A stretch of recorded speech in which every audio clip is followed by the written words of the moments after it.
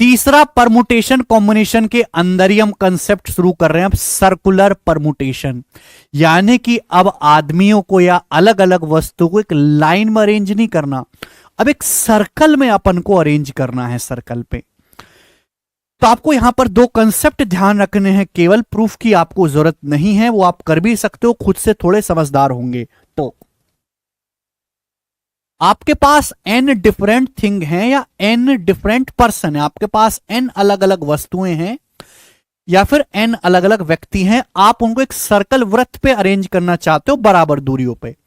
तो वृत्त पर n भिन्न चीजों को व्यवस्थित करने के तरीके क्या होंगे, मतलब आपको सिलेक्ट भी करना है फिर उनको अरेंज भी करना है। तो कितने तरीके होंगे अगर आपको सर्कल पर अरेंज करना है, n-1 फैक्टोरियल, जितने भी डिफरेंट लोग या पर्सन है उसमें से एक घटाकर आपको फैक्टोरियल लेना है, ध्यान रखिएगा।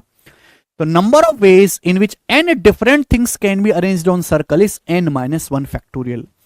अब इसी हमारे एक स्पेशल केस है, अब n-1 फैक्टोरियल का अरेंजमेंट कैसे भी हो सकता है, क्लॉकवाइज भी और आधा एंटी क्लॉकवाइज भी, ठीक है ना।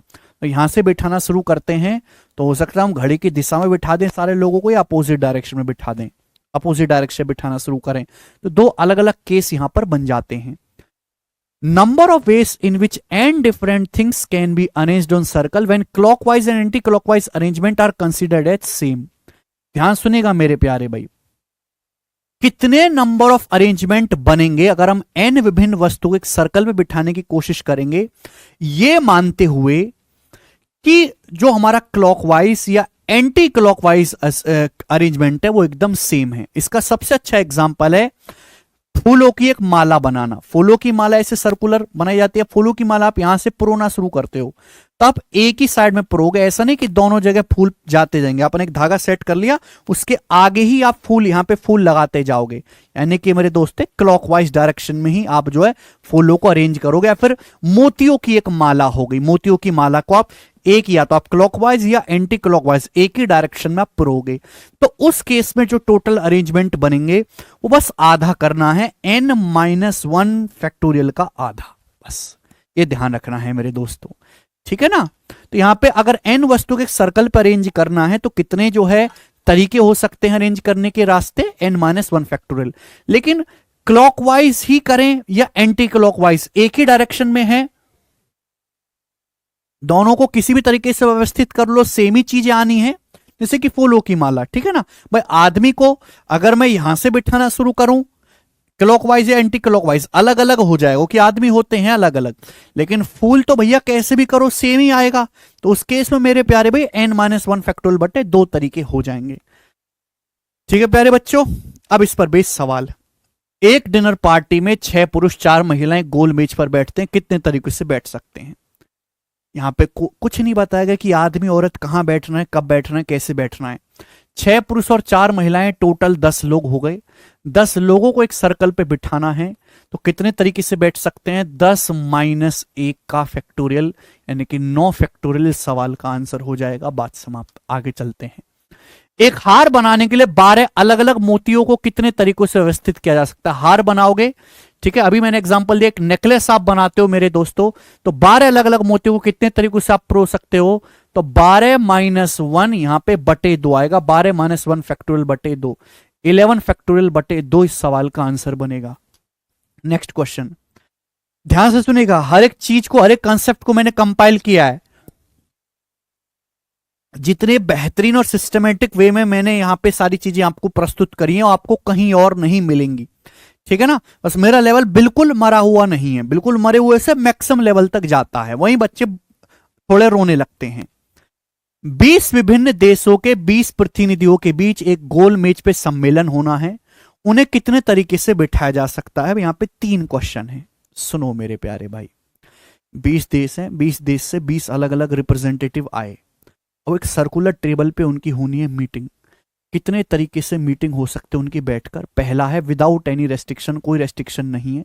जब कोई रेस्ट्रिक्शन नहीं है तो कहीं भी बिठाओ, तो ये हो जाएगा 20 प्रतिनिधि हैं तो 20-1 यानी कि 19 फैक्टोरियल मेरे दोस्तों। बात समझ में आई, आप बोलोगे हाँ जी sir. When 2 particular delegate should always sit together, 2 particular delegate ऐसे हैं जिनको हमेशा एक साथ बिठाना है अपन को, जैसे कि मोदी जी और बाइडेन जी।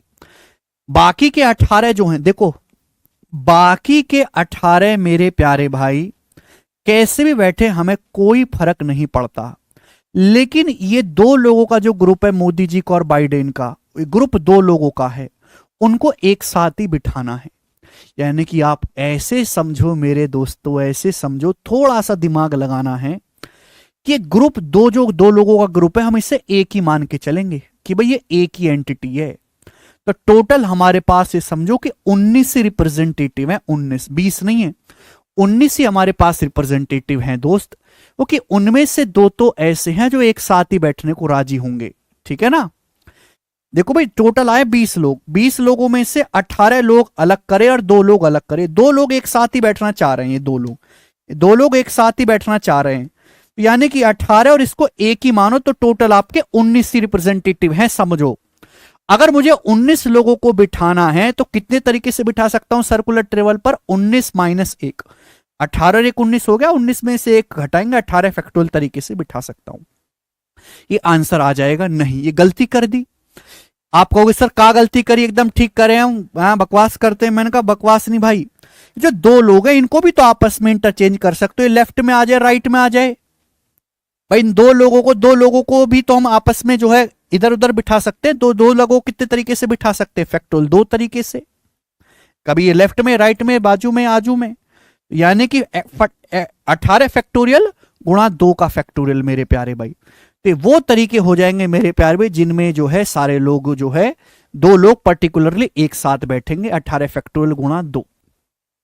किसी बालक को कोई समस्या? आप बोलोगे नहीं सर कोई समस्या नहीं है।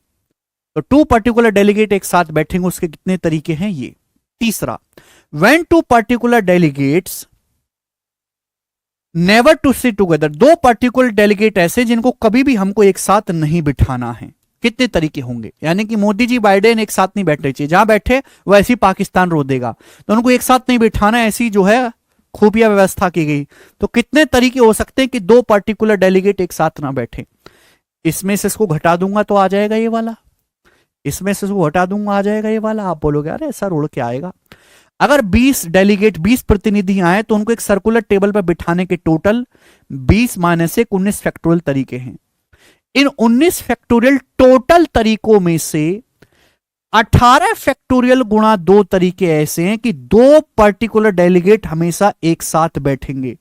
तो अगर मैं माइनस कर दूंगा तो ये वो उन तरीकों की संख्या आ गई मेरे प्यारे भाई जिनमें वो एक साथ नहीं कतई नहीं बैठ पाएंगे।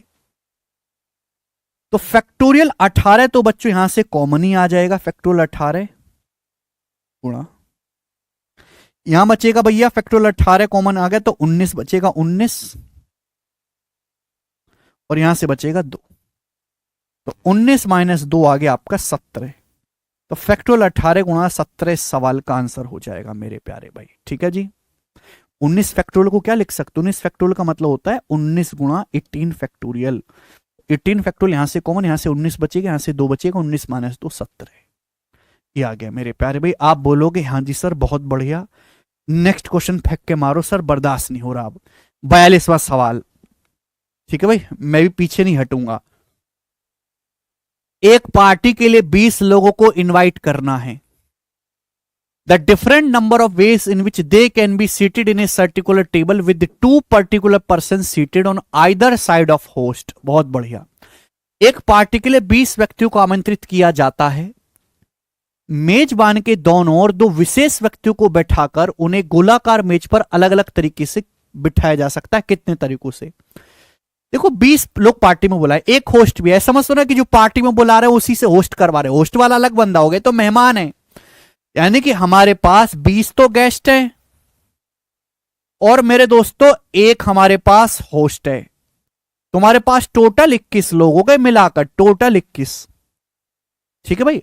अब 21 लोगों को हमको सर्कुलर टेबल पे बिठाना है, लेकिन ध्यान सुनेगा कितने डिफरेंट तरीके हो सकते हैं सर्कुलर टेबल पर बिठाने के।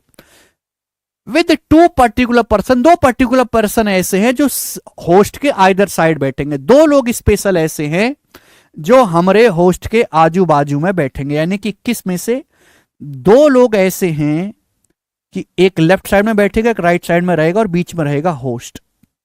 समझ में? दो गेस्ट ऐसे हैं फर्स्ट और सेकंड कि मेरे दोस्तों वो होस्ट के आजू बाजू में ही रहेंगे। यानी कि टोटल 21 में से 3 लोगों का ग्रुप ये अलग बन जाएगा, 3 लोगों का, और बचे 18 लोग। 18 लोगों का ग्रुप एक अलग है और मेरे दोस्तों इन 3 लोगों का ग्रुप ये अलग है। ठीक है ना? इन 3 लोगों का जिसमें होस्ट है और उसके आजू बाजू 2 पर्टिकुलर पर्सन है। तो यानी कि आप इस एंटिटी को एक ही मान के चलो कि हमारा एक ही एंटिटी है ना? 2 लोग और होस्ट ऐसे समझो कि आपस में चिपक गए, एक साथ ही बैठेंगे।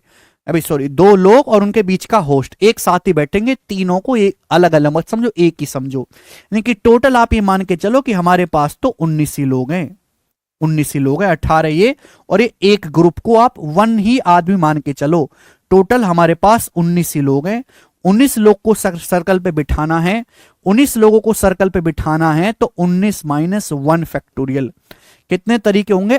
18 फैक्टोरियल तरीके होंगे बिठाने के, होंगे तरीके। लेकिन ये आंसर नहीं है भाई। 18 लोग तो बैठ गए, ये जो ग्रुप है इस ग्रुप में भी तो होस्ट तो बीच में रहेगा, ठीक मान ली बात। ये पहले और सेकंड को भी तो आपस में इंटरचेंज कर सकते हो, है भाई।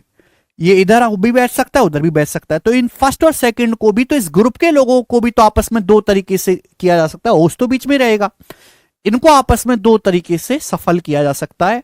तो फैक्टोरियल 18 गुणा 2, इस सवाल का आंसर ये आएगा। बहुत अच्छा सवाल है मेरे दोस्तों, ये भी बुद्धि आपको लगानी है। अगला क्वेश्चन 43वां सवाल, बिल्कुल ऐसा ही क्वेश्चन कि एक स्कूल के 13 सदस्य एक गोलाकार मेज पर कितने तरीके से बैठ सकते हैं जब टीचर को प्रिंसिपल के एक तरफ और सेक्रेटरी को दूसरी तरफ बैठना है। आपके पास 13 लोग हैं, 13 लोगों को कितने तरीके से हम सर्कुलर टेबल पर बिठा सकते हैं जब प्रिंसिपल के एक तरफ तो रहेगा टीचर और दूसरी तरफ रहेगा सेक्रेटरी। यानी कि ये जो ग्रुप है 3 लोगों का, आप इसको एक ही मान के चलो कि ये एक ही है व्यक्ति। 13 में से 3 ही हो गए, बचे 10 लोग। यानी कि मेरे पास 10 लोग हैं और एक 3 लोगों का ग्रुप है। तो 3 लोगों का ग्रुप जहां जाना है एक ही साथ भटक के जाना है, 3 लोगों का ग्रुप। तो यानी कि मैं मान के चलूंगा हाँ कि हमारे पास टोटल 11 ही लोग हैं। मेरे पास टोटल 11 लोग हैं जिनको मुझे बैठाना है। तो 11 लोगों को सर्कुलर टेबल पे बिठाने के फैक्टोरियल 10 तरीके हैं। 11 लोगों को सर्कुलर टेबल पे बिठाने के, समझ में आया? इसको एक ही मान के चलो, 10 लोग ये और एक लोग ये, 11 लोग हो गए, फैक्टोरियल 10। ठीक है ना? ठीक है बच्चे। लेकिन ये जो ग्रुप है भाई, प्रिंसिपल तो बीच में ही रहेगा, टीचर और ये जो सेक्रेटरी इनको तो आपस में इधर उधर कर सकते हैं ना अपन लोग सफल। यानी कि teacher principal secretary, secretary principal teacher, ये 2 तरीके हो गए। तो फैक्टोरियल 2 मल्टीप्लाई और करना, ये नंबर ऑफ वेज आगे जहां पे आपका जो है सवाल की डिमांड पूरी होगी। ठीक भाई साहब, आप बोलोगे हां जी सर एकदम सही बात। अगला सवाल, और ये लास्ट क्वेश्चन है, सर्कुलर टेबल का फेमस सवाल है। यदि कोई 2 महिलाएं एक साथ नहीं बैठ सकती, कोई 2 महिलाएं, तो 6 पुरुष और 5 महिलाएं गोल मेज पर कितने तरीकों से भोजन कर सकते हैं? कोई 2 महिलाएं एक साथ नहीं बैठ सकती तो 6 मेल और 5 फीमेल एक गोल मेज पर कितने तरीकों से भोजन कर सकते हैं? देखो भैया, अगर आपके पास एक सर्कुलर टेबल है मेरे दोस्त, सर्कुलर टेबल, और उसमें आपने 6 मेल को बिठा दिया, 1 2 3 4 5 6,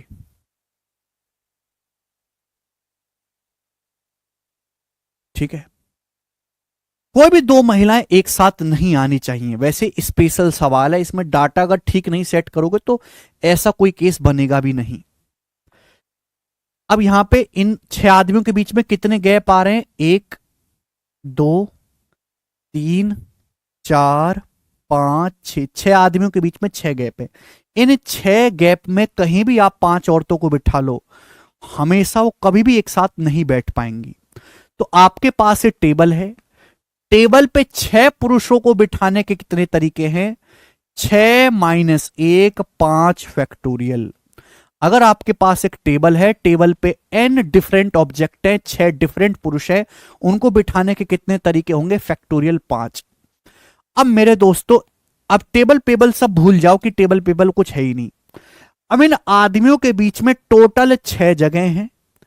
इन 6 जगह में मुझे 5 औरतों को बिठाना है, तो 6 जगह में 6 प्लेसेस पर 5 औरतों को बिठाने के कितने डिफरेंट कॉम्बिनेशन बन सकते हैं? 6p5। 6 अलग अलग प्लेसेस पर 5 औरतों को बिठाने के कितने तरीके होंगे? 6p5। और 6p5 का मतलब होता है बच्चों फैक्टोरियल 6। 6p5 का मतलब 6 की मेरे दोस्तों 5 तक गुणा करेंगे, फैक्टोरियल 6 ही हो जाएगा मेरे दोस्तों। यानी कि फैक्टोरियल 5 इंटू फैक्टोरियल 6 ही सवाल का आंसर है, जो कि हमारा पहला ऑप्शन बनेगा। ठीक है बच्चों, तो ये था मेरे प्यारे भाई आपका परमुटेशन कॉम्बिनेशन का तीसरा बड़ा कंसेप्ट सर्कुलर टेबल का। मुझे लगता है आपको अच्छी तरीके से समझ में आया है। अब हमारा आखिरी कंसेप्ट बचता है, उसको भी देखेंगे। ठीक है भाई, चलेंगे। ओके भाई, अब हम डिटेल में पढ़ेंगे कॉम्बिनेशन, और कॉम्बिनेशन पे बेस्ड जितनी भी वैरायटी बनती हैं, कंसेप्ट बनते हैं, सवाल बनते हैं, वो मैं आपको बहुत बारीकी से समझाऊंगा। कॉम्बिनेशन की परिभाषा मैं आपको ऑलरेडी समझा चुका हूं। कॉम्बिनेशन का मतलब ओनली सिलेक्शन, एक ऐसा अरेंजमेंट जिसमें आप कुछ दी गई n वस्तुओं में से r वस्तुओं को सिलेक्ट करते हो बिना किसी ऑर्डर की परवाह किए, उसे हम कॉम्बिनेशन कहते हैं। ठीक है भाई, the number of combination of N object taken R at a time without repetition is NCR. इसे एनसीआर से डिनोट करते हैं मेरे प्यारे भाई, factorial N upon factorial R, और ये एन माइनस आर फैक्टोरियल। समझ में? आप बोलोगे हाँ जी सर। एग्जाम्पल के लिए मैं आपसे कहूं कि आपके पास टोटल 5 खिलाड़ी हैं, आपके पास टोटल 5 खिलाड़ी हैं, और आप इन 5 खिलाड़ियों में से 2 खिलाड़ी की कुश्ती कराना चाहते हो। आपके पास टोटल 5 खिलाड़ी हैं और आप उनमें से कोई 2 खिलाड़ी छांट के उनकी कुश्ती कराना चाहते हो, तो बताओ कितने कॉम्बिनेशन बनेंगे? कितने जो है आप कुश्ती करवा पाओगे? आपके पास टोटल 5 खिलाड़ी हैं, 2 कुश्ती तो 2 लोगों के बीच में होती है ना, 2-2 को आप बुला के कुश्ती करवाना चाहते हो, तो कितनी आप कुश्ती करवा पाओगे? टोटल कितने कॉम्बिनेशन बनेंगे? तो कॉम्बिनेशन हो जाएंगे 5C2। और मैंने क्या बताया, इसका फॉर्मूला है, बट ये जरूरत नहीं है मेरे प्यारे भाई। 5C2 मतलब भाई नीचे अगर 2 लिखा हुआ है तो 5 की 2 बार रिवर्स मल्टीप्लाई, नीचे 2 है, 2 की रिवर्स 2 एकम, तो 5 चौक 20 बटा 2 यानी कि 10। तो 10 आप पेयर बना लोगे 2-2 लोगों के, और 10 जो है आप कुश्ती देखने को आपको मिल जाएंगी। ठीक है भाई, ये सिंपल सा नियम है। अब देखिए यहां पे कॉम्बिनेशन के आपको प्रूफ की कोई जरूरत नहीं है मेरे प्यारे भाई, कुछ फॉर्मूले नियम आपको पता होने चाहिए। ध्यान से सुनिएगा। सबसे पहला एनसीआर का फॉर्मूला फैक्टोरियल एन, नीचे जो संख्या उसका फैक्टोरियल, यहां पे गलत लिखा हुआ है, फैक्टोरियल एन। ठीक है भाई, और फैक्टोरियल आर इंटू ब्रैकेट में क्या आ जाएगा? N minus R factorial. ठीक है भाई, ध्यान से सुनिएगा। दूसरा बहुत इंपॉर्टेंट नियम है कि एनसीआर जो होता है वो किसके बराबर होता है? एनसी एन माइनस आर के। मैं कई बार बता चुका हूं मेरे प्यारे भाई, कि जैसे एग्जांपल के लिए आपसे कहा जाए कि 20C17 किसके बराबर है, तो 17 में क्या जोड़ें कि 20 हो जाए 3। 20C17 को आप लिख सकते हो 20C3। समझ में आया? और 20C3 को कैलकुलेट करने का तरीका, भाई 20 गुणा 19 गुणा 18, नीचे 3 है, 3 तक उल्टी मल्टीप्लाई करो 20 की, और नीचे 3 गुणा 2 गुणा 1, ये हो गया मेरे दोस्तों। तो 3 दूनी 6, 3 18, तो 19 दूनी 38, 3 114, 1140 आ जाएगी वैल्यू। समझ में आया? आप बोलोगे हाँ जी सर बिल्कुल सही। ठीक है ना? यानी कि अगर एनसी एक्स एनसी वाई के बराबर है, तो ये जो एक्स और वाई है मेरे दोस्तों, इनका सम क्या होगा? या तो एक्स बराबर वाई होगा, या फिर एक्स प्लस वाई जो है एन होगा। इन दोनों का जो सम होगा, आर से माइनस आर कट जाएगा। या तो भाई, या तो एक्स और वाई की वैल्यू बराबर होनी चाहिए, तो सेम ही चीज लिखी हुई है, जो लेफ्ट साइड में वो राइट साइड में, या फिर ये दोनों बराबर कब होंगे? जब एक्स और वाई का सम एन होगा। ठीक है जी, आप बोलोगे हाँ जी सर। दूसरी बात मेरे दोस्तों, एनसीआर प्लस एनसीआर माइनस 1 बहुत इंपॉर्टेंट नहीं है मेरे दोस्तों, बस आप एक बार ध्यान रखेंगे, देख लेंगे। एनसीआर प्लस एनसीआर माइनस 1 बराबर N plus 1 CR. NCR plus NCR minus 1 बराबर एन प्लस 1 सीआर। प्रूफ वगैरह की कोई जरूरत नहीं है, क्योंकि ऐसे हम पढ़ते रहेंगे तो भैया पूरा 12वीं क्लास का सिलेबस है भैया, एक साल पढ़ते हैं, उतना टाइम नहीं है, ठीक है ना। तो आपको वही इंपॉर्टेंट चीज समझनी है जो आपके एग्जाम के लिए जरूरी है। NCR plus NCR minus one बराबर N plus one C R. जैसे मैं एग्जाम्पल भी ले लेता हूं, जैसे मैंने लिख दिया 10C4 या 10C6 प्लस 10C5, बताओ किसके बराबर है ये आ गया आपके सामने। तो आप ये कह पाओगे कि सर यहां पे देखो दोनों जगह n है, अगर ये r है तो r माइनस वन है, दिखाई दे रहा है। NCR plus NCR minus one क्या हो जाएगा, n प्लस वन, 10 में एक जोड़ेंगे 11, N plus one C R, 10 में एक जोड़ोगे 11 और r की जगह क्या है 6, तो 11C6 इसको मैं लिख सकता हूं। समझ में आया? आप बोलोगे हाँ जी सर बिल्कुल सही समझ में आया, कोई परेशानी नहीं है, ठीक है जी। आगे आगे मोस्ट इंपॉर्टेंट कंसेप्ट आपको जानना है, समझना है मेरे दोस्तों, कि NC0 या फिर NCN, इसकी जो वैल्यू हमेशा 1 होती है। NC0 या NCN की जो वैल्यू है वो हमेशा कितनी होती है, 1 होती है। NC0 NCN की वैल्यू क्या होती है, 1। नेक्स्ट और लास्ट इंपॉर्टेंट कंसेप्ट जो आपको ध्यान रखना है, NC0 plus NC1 plus NC2 up to NCN। NC0 plus NC1 plus NC2 plus dot dot dot NCN बराबर 2 की पावर n। ठीक है भाई, अगर हमारे पास n ऑब्जेक्ट में उसमें से पहले 0 सिलेक्ट करता हूं, फिर 1 सिलेक्ट करता हूं, फिर 2, फिर 3 और टोटल जितने कॉम्बिनेशन बनाए जा सकते हैं, एक बार 0 सिलेक्ट के, एक बार 1, एक बार 2, एक बार 3, और टोटल क्या हो जाएगा, सबको ऐड करूंगा तो ये जो वैल्यू आएगी ये 2 की पावर n होगा, 2 की पावर n। ठीक है जी, कोई परेशानी इसमें? आप बोलोगे नहीं सर कोई परेशानी नहीं, NC0 plus NC1 plus NC2 plus dot up to NCN बराबर 2 की पावर n। मुझे लगता है यहां तक सभी बच्चों को बातें समझ में आई हैं, ठीक है ना। बड़ी आसान सी बातें थी मेरे दोस्त।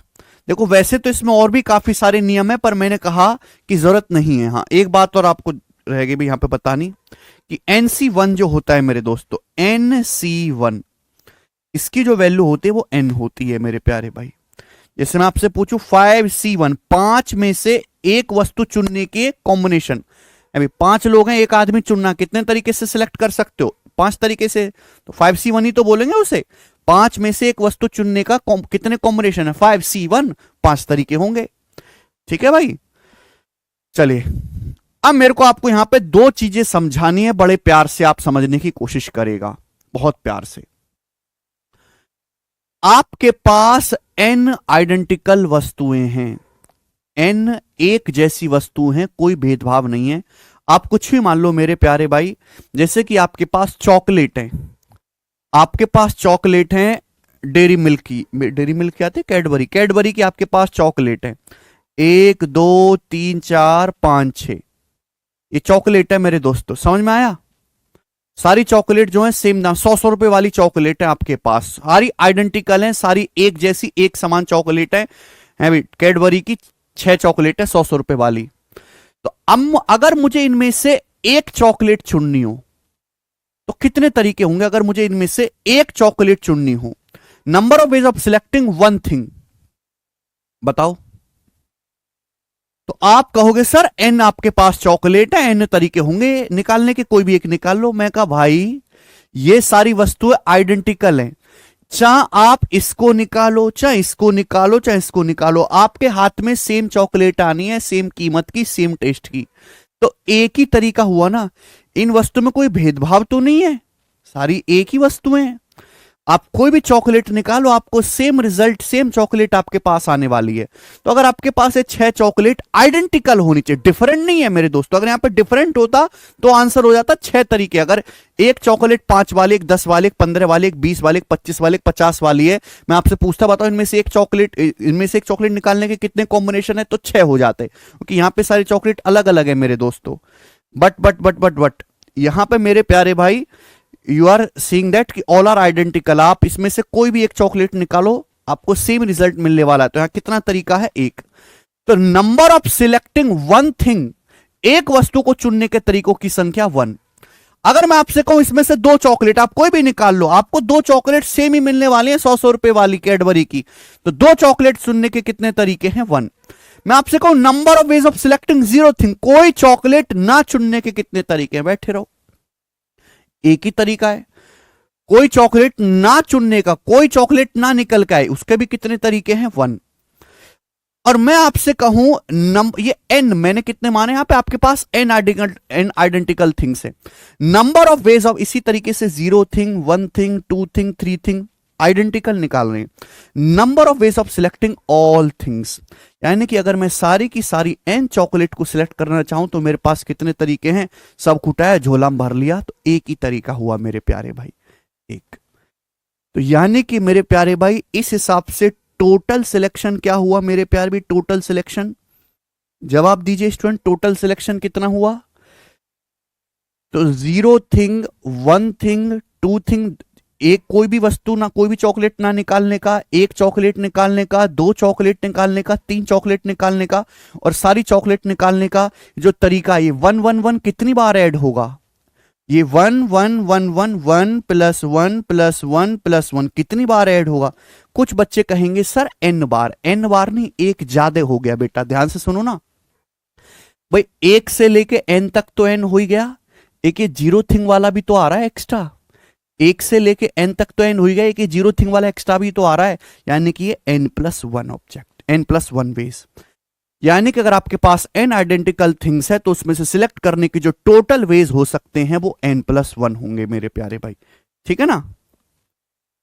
अब यहां से सुनिएगा मेरे दोस्तों, एटलीस्ट अगर यहां पे मैं आपसे पूछूं कि at least 1 object, at least 1 thing select करने के कितने वेज होंगे मेरे प्यारे भाई, ये बताओ। एटलीस्ट मतलब कम से कम एक वस्तु सिलेक्ट करने के, कम से कम एक चॉकलेट निकालने के कितने तरीके होंगे? कम से कम एक चॉकलेट निकालने का मतलब या तो एक आ जाए मिनिमम, या 2 आ जाए, या 3 आ जाए, या 4 आ जाए, या 5 आए, एक से कम ना आए। तो उस केस में मुझे ये वाला केस नहीं लेना पड़ेगा, पहला इसको मैं हटा दूंगा, तो मुझे केवल ये लेना है। तो यानी कि कितने तरीके हो जाएंगे? n ही तरीके हो जाएंगे मेरे दोस्तों, यानी कि एटलीस्ट 1 थिंग सिलेक्ट करने के कितने तरीके मेरे प्यारे भाई? n। अगर आइडेंटिकल वस्तुएं हैं, समझ में आया? आप बोलोगे हां जी सर बिल्कुल सही समझ में आया, कोई परेशानी नहीं है। अब मैं आपसे एक बड़ा सिंपल सा सवाल पूछूंगा, ठीक है ना। चलो पहले एग्जाम्पल वाला, अपनी बुक वाला एग्जाम्पल से समझा देते हैं आपको।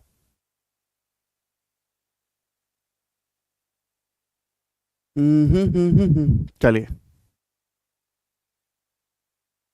ये बताइए मेरे दोस्तों, ये वाला जो है आप एग्जाम्पल बड़े प्यार से देखिएगा, यहां पे बहुत डिटेल में लिखा हुआ है, बहुत डिटेल में यहां पर लिखा हुआ है कि एक बैग में 3 1 रुपए के कॉइन हैं, 4 5 रुपए के कॉइन हैं, 5 10 रुपीज के कॉइन हैं। How many selection of coins can be formed? कितने coin, how many selection of coins can be formed taking at least 1 coin from the bag? अगर हम कम से कम एक कॉइन बैग से निकालते हैं तो कितने सिलेक्शन के तरीके हो सकते हैं? तो देखिए, आपके पास बैग में 3 1 रुपए कॉइन आइडेंटिकल होंगे। अगर 1 1 रुपए के 3 सिक्के हैं तो ये तीनों सिक्के एक जैसे होंगे, यानी कि आपके पास 3 आइडेंटिकल 1 रुपए कॉइन है। आपके पास 4 सिक्के हैं 5 5 रुपए के, तो आइडेंटिकल कॉइन है मेरे प्यारे भाई। आप बोलोगे हां जी सर। आपके पास 5 सिक्के हैं 10 10 रुपए के, 5 सिक्के हैं, तो आइडेंटिकल है मेरे दोस्तों। आप बोलोगे जी बिल्कुल सही, आइडेंटिकल। तो पूछा कम से कम एक सिक्का लेने के कितने तरीके होंगे? कम से कम एक सिक्का लेने के। तो मेरे प्यारे भाई यह बात सभी को समझ में आ गई? आप बोलोगे हां जी सर समझ में आ गई, कोई दिक्कत नहीं है। तो मेरे दोस्तों आप टोटल वेज निकालो। आप जो है ये 3 1 रुपए के कॉइन है आइडेंटिकल, 4 5 रुपए के कॉइन है आइडेंटिकल, 5 10 रुपए के कॉइन है आइडेंटिकल। आप टोटल वेज निकालो। टोटल वेज क्या होता है? n+1। अब 3 में एक ऐड कर देंगे मेरे दोस्तों, 4। ये 4 कॉइन है 5 5 रुपए वाले, एक ऐड कर देंगे। 5 10 10 रुपए के कॉइन है तो 5 में एक ऐड कर देंगे, तो 3+1 4+1 5+1, ये आ गया टोटल वेज। लेकिन यहां एक समस्या है, इन टोटल वेज की मैंने टोटल कॉम्बिनेशन निकालने, इसलिए हमने क्या कर दिया? मल्टीप्लाई। मल्टीप्लाई रूल मैंने आपको समझाया है कि जब तक काम पूरा ना हो जाए मल्टीप्लाई करते जाओ, ठीक भाई? अब ध्यान सुनिएगा मेरे दोस्तों। लेकिन इन टोटल वेज में एक वो तरीका भी काउंट हो गया, जब आप कोई वस्तु सिलेक्ट नहीं कर रहे थे, वो तो आपको हटाना पड़ेगा। नो वे सिलेक्शन तो हटाना पड़ेगा मेरे दोस्तों, तो यानी कि इसमें से 1 माइनस करना पड़ेगा मेरे प्यारे भाई। तो टोटल ये हो जाएगा 4 5 6 गुणा 120 माइनस 1 119, तो 119 तरीके होंगे और यही सवाल का आंसर हो जाएगा 119। समझ में आई भाई साहब बात? आप बोलोगे हाँ जी सर समझ में आई है, बहुत ही बेहतरीन बात थी। थोड़ा देखो ध्यान रखने वाली चीजें हैं, ध्यान रखने वाली चीजें हैं, ठीक है ना।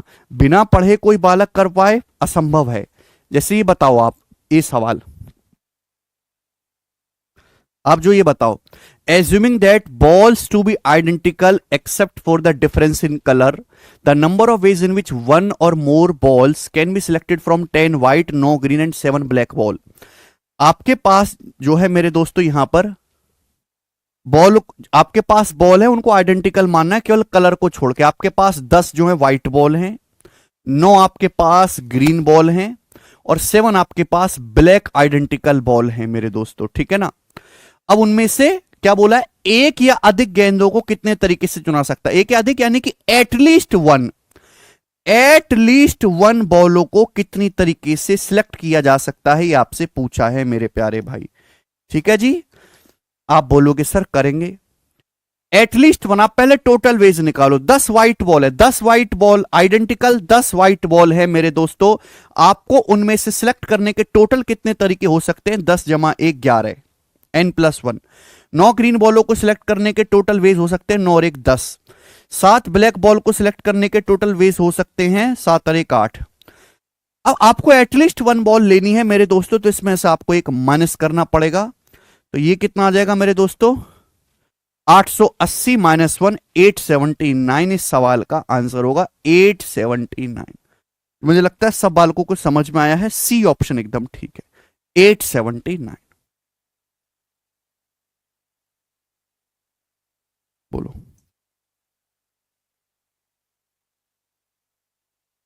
ठीक।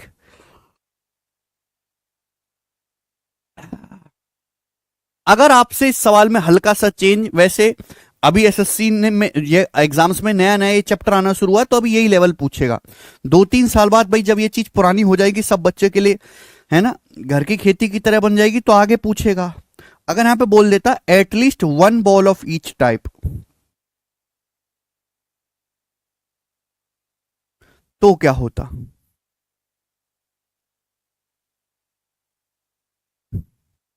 बनाएंगे, ठीक है भाई। एटलीस्ट 1 बॉल सिलेक्ट करने के तरीके, एटलीस्ट 1 बॉल सिलेक्ट करने के तरीके मेरे प्यारे भाई, ठीक है जी। अब मैंने आपसे पूछ लिया है यहां पर एटलीस्ट, आप मुझे बताओ कि ईच टाइप की अगर 1 बॉल सिलेक्ट करनी हो तो कितने तरीके हैं।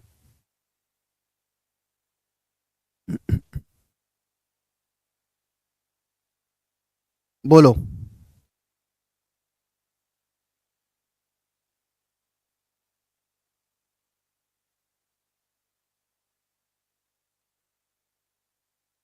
At least 1 ball of each type. सोचने का टाइम दिया मैंने आपको, देखिए ध्यान से सुनिएगा मेरे प्यारे भाई, यानी कि एटलीस्ट 1 10 व्हाइट 9 ग्रीन और 7 बॉल्स, 7 ब्लैक बॉल्स हैं आपके पास, और आप इसमें से कितनी भी बॉल चुन सकते हो, लेकिन कम से कम हर टाइप की एक बॉल तो होनी ही चाहिए। तो एटलीस्ट 1 सिलेक्ट करने की क्या जो है मेरे दोस्तों, कितने कॉम्बिनेशन है, n। अगर आपको n आइडेंटिकल ऑब्जेक्ट्स में से एटलीस्ट एक ऑब्जेक्ट चुनना है तो कितने वेज से आप चुन सकते हो, n वेज से। तो अगर 10 व्हाइट बॉल में से एटलीस्ट एक बॉल सिलेक्ट करनी है तो कितने वेज हैं, 10 मल्टीप्लाई, ठीक है। 9 ग्रीन बॉल्स में से एटलीस्ट 1 सिलेक्ट करनी है तो कितने तरीके हैं, 9। और 7 ब्लैक बॉल में से एक एटलीस्ट 1 सिलेक्ट करने कितने तरीके हैं, 7। तो ये आ जाएगा 630 और इस सवाल का आंसर हो जाएगा 630। समझ में आई बात? आप बोलोगे हाँ जी, बस आपको इसमें यही जानना आइडेंटिकल वालों में। अब नाउ मेरे दोस्तों ये बात सुनिएगा आप, ऑल पॉसिबल सिलेक्शन, ठीक है भाई, ऑल पॉसिबल सिलेक्शन। अगर आपके पास आइडेंटिकल थिंग्स ना हो के डिफरेंट अलग अलग वस्तुएं हो मेरे प्यार भी, अलग अलग वस्तुएं एंड डिफरेंट थिंग्स हो, तो एन डिफरेंट थिंग्स में इसको सिलेक्ट करने के टोटल कितने वेज हो सकते हैं। जैसे आपके पास चॉकलेट है कैडबरी की, अलग अलग चॉकलेट है, एक 5 रुपए वाली, कोई 10 रुपए वाली, सबका अलग अलग है। ये अलग है मेरे दोस्तों, ये अलग है, सारी चॉकलेट डिफरेंट डिफरेंट है। 6 चॉकलेट हैं आपके पास। मैं आपसे कहूं कि इनमें से कोई चॉकलेट ना सिलेक्ट करने के कितने तरीके होते हैं? Number of ways of selecting 0 thing, पहला केस। तो आप कहोगे सर कोई चॉकलेट ना सिलेक्ट करने के तरीके, ऐसे बैठे रहो, एक ही तरीका है आलस की तरह, 1 वेज, NC 0, कोई चॉकलेट ना सिलेक्ट करने के तरीके। अब आपके पास जैसे 6 डिफरेंट डिफरेंट आर्टिकल है, इनमें से कोई एक सिलेक्ट करने के कितने तरीके हो जाएंगे? 6C1, 6C1।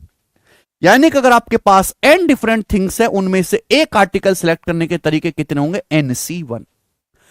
इन n डिफरेंट वस्तु में से अगर मुझे 2 सिलेक्ट करनी हो, आउट ऑफ टोटल है 2 सिलेक्ट करनी है, तो कितने तरीके हो जाएंगे? NC2। बिल्कुल ऐसे ही चलता जाएगा कि अगर मुझे इन n वस्तु में से 3 सिलेक्ट करने हो, तो फिर कितने तरीके हो जाएंगे मेरे प्यारे भाई? NC3। 3 वस्तु सिलेक्ट करने की आउट ऑफ n, ऐसी चलता जाएगा। और आखिर में मेरे दोस्तों, number of ways of selecting all n things. अगर मुझे टोटल n वस्तुओं में से n ही सिलेक्ट करनी हो, तो कितने तरीके हो जाएंगे? NCN, जो कि 1 होता है। भाई आपके पास 6 चॉकलेट है, 6 की 6 सिलेक्ट करने कितने तरीके हो जाएंगे? 6C6 तरीके हो जाएंगे। यानी कि एक ही तरीका है, सारी की सारी उठा लो, NCN। तो आप मुझे बताओ टोटल पॉसिबल वेज कितने आ गए? या तो आप कोई सिलेक्ट नहीं कर रहे, n डिफरेंट वस्तुओं में से कुछ भी सिलेक्ट करने के टोटल कितने वेज हैं? या तो आप 0 सिलेक्ट करोगे, या आप 1 या 2 या 3 या 4 या 5 या ऑल, इसके अलावा तो कुछ नहीं होगा। तो टोटल कितने वेज हो सकते हैं मेरे प्यारे भाई? तो आपको इन सबको जोड़ना पड़ेगा। आपको इन सबको क्या करना पड़ेगा? जोड़ना पड़ेगा। NC0, फिर NC1, फिर NC2, और up to dot dot dot dot आखिर में NCN। और ये कितना आ जाएगा मेरे पैर? मैंने अभी अभी आपको बताया था 2 की पावर n आ जाएगा। तो स्टूडेंट्स ये आ गया 2 की पावर n, यानी कि टोटल पॉसिबल जो वेज होंगे वो 2 की पावर n होंगे। ठीक है ना, n डिफरेंट थिंग्स में से सिलेक्ट करने के। अब अगर यहां पे एटलीस्ट 1 होता तो क्या होता मेरे दोस्त? इस सवाल का आंसर एटलीस्ट 1 थिंग सिलेक्शन। आप मुझे बताओ,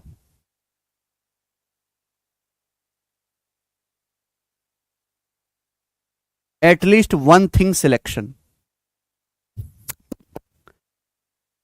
एटलीस्ट 1 थिंग सिलेक्शन का मतलब ही हो जाता कि अगर आपके पास n डिफरेंट वस्तुएं हैं मेरे प्यारे भाई, और आप उसमें से जो टोटल आपके सिलेक्शन के तरीके वो 2 की पावर n है, लेकिन आप कम से कम एक वस्तु या फिर 2 या 3 या 4, मैक्सिमम कितनी भी ले सकते हो, लेकिन मिनिमम एक होनी ही चाहिए, आपको सिलेक्ट करना ही है। तो ये केस आपको माइनस करना पड़ेगा। यानी कि जब मैं इसको ऐड करूंगा भाई, आपको ये माइनस कर देना NC0। NC0 1 होता है मेरे प्यारे भाई, मैंने पढ़ा दिया। 1 जब उधर जाएगा तो क्या हो जाएगा? -1। दिस विल बिकम 2 की पावर n-1। आप बोलोगे हां जी सर बिल्कुल सही, कोई परेशानी नहीं, बिल्कुल दिमाग में फिट हो गया। अब इस पे बेस्ड एक छोटा सा एग्जांपल आपके सामने यहां पे लिखा हुआ है, बताओ। आपके पास 5 डिफरेंट फिजिक्स बुक हैं, 4 डिफरेंट केमिस्ट्री बुक है, और 6 मेरे दोस्तों ये मैथ्स बुक है। मैथ्स बुक है लेकिन सारी की सारी मैथ्स बुक भी 6 की 6 डिफरेंट है, अलग अलग। 5 डिफरेंट फिजिक्स बुक है इस तरीके से, P1, P2, P3, P4, P5, अलग अलग। ठीक है ना। 4 केमिस्ट्री की बुक है, C1, C2, C3, C4। ठीक है भाई। और 6 मैथ्स की बुक है, ये डिफरेंट है, M1, M2, M3, M4, M5, M6। ये है हुआ मेरे दोस्तों। तो मैं आपसे जानना चाहता हूं, और आप मुझे सोच समझ के जवाब दीजिएगा प्यारे बच्चे, कि एटलीस्ट 1 बुक सिलेक्ट करने के कितने तरीके हैं? जवाब दो। At least 1 book.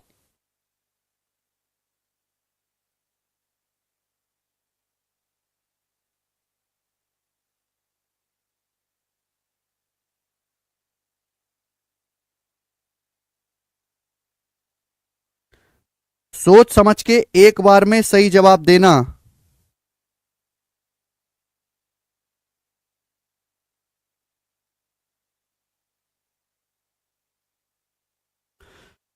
देखिए इसमें तो कुछ है ही नहीं। At least 1 book, at least 1 book.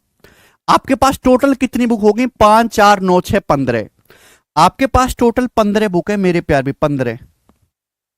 15 book में से कम आपको एक सिलेक्ट करनी है। तो भैया 15 में से अगर आप एक बुक सिलेक्ट करोगे तो कितने तरीके होते हैं ये? अगर आप 15 में से 2 सिलेक्ट करोगे तो कितने तरीके होते हैं ये? 15 में से 3 बुक सिलेक्ट करने के तरीके क्या होते हैं ये? और इसी तरीके से आगे 15 में से आप 15 ही सिलेक्ट कर सकते हो, 16 तो सिलेक्ट नहीं कर सकते। सारी की सारी बुक सिलेक्ट करोगे 15 में से 15, कितने तरीके होंगे ये? तो एटलीस्ट 1 बुक सिलेक्ट करने के तरीके आगे की नहीं, इनको ऐड करेंगे। अब ये क्या आएगा? ये भी मैंने आपको अभी तो पढ़ा है, 2 की पावर n-1, यानी कि 2 की पावर 15 -1। दिस इज 2 की पावर 15 -1। ठीक है जी, यहां पे लिखा हुआ ये रहा 2 की पावर n-1। समझ में आई बात? आप बोलोगे हाँ जी sir. Now at least 1 book of each subject ही कम से कम एक बुक सिलेक्ट करने के कितने वेज हैं? अगर हर सब्जेक्ट की एक, फिजिक्स केमिस्ट्री और मैथ्स की एटलीस्ट कम से कम एक बुक सिलेक्ट करनी है, मैक्सिमम आप कितनी भी ले सकते हो। तो कितने तरीके हैं भाई? एटलीस्ट 1 में से आपको क्या करना है? 2 की पावर n-1 करना है। हमारे पास फिजिक्स की 5 डिफरेंस बुक हैं, तो 2 की पावर 5 -1 हो जाएगा इसी में। ये फिजिक्स की एटलीस्ट 1 बुक सिलेक्ट करने के तरीके हो गए। हमारे पास केमिस्ट्री की 4 बुक हैं, तो 2 की पावर 4 -1 हो जाएगा। हमारे पास मैथ्स की 6 बुक हैं, तो मैथ्स की 6 बुक में से कम एक सिलेक्ट करने के कितने तरीके हैं ये? तो टोटल वेज कितने हो जाएंगे? मल्टीप्लाई। ये आंसर हो जाएगा। समझ में आया? आप बोलोगे हाँ जी सर बिल्कुल सही समझ में आया है, कोई परेशानी नहीं है। ठीक है दोस्त, आगे चलें।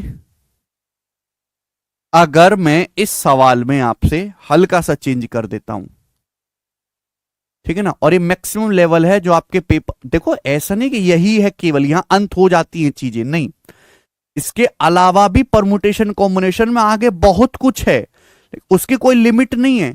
लेकिन आपके लेवल के हिसाब से जो आपके पेपर में पूछा जाएगा ये मैक्सिमम है, इससे ऊपर नहीं जाएगा।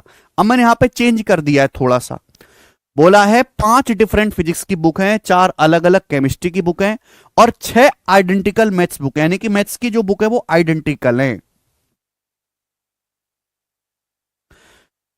को सिलेक्ट करने के कितने तरीके हैं? एटलीस्ट 1 बुक, मैंने आपको बताया number of selecting 1, at least 1 book out of जो है n आइडेंटिकल थिंग्स, n एक समान वस्तु में से कम एक वस्तु सिलेक्ट करने के कितने तरीके हैं? n।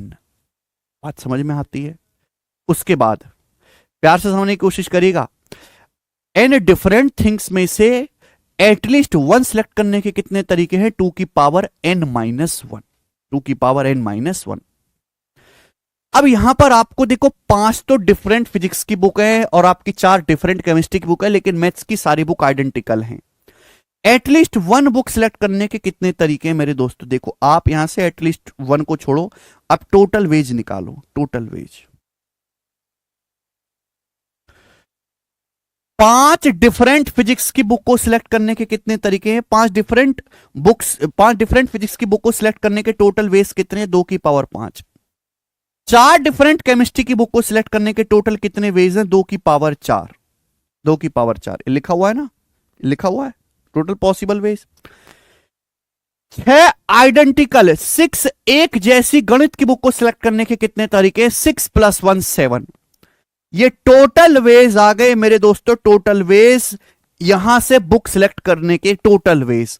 लेकिन इन टोटल वेज में एक वो भी है नो सिलेक्टिंग वाला, इन टोटल वेज में एक वो भी तरीका जब कोई सिलेक्ट ना किया जाए। तो अगर मैं इसमें से एक माइनस कर दूंगा तो आ गया एटलीस्ट 1, एटलीस्ट 1 वाला आ गया। बताओ फर्क क्या पड़ा इसमें? यही तो, वही तो है, बस यहां पे ये फर्क पड़ा है। 2 की पावर 5 और 2 की पावर 4 तो 2 की पावर 9 ही हो जाएगा ना भाई। यहां पे जो मैंने लिखा था कहां गया?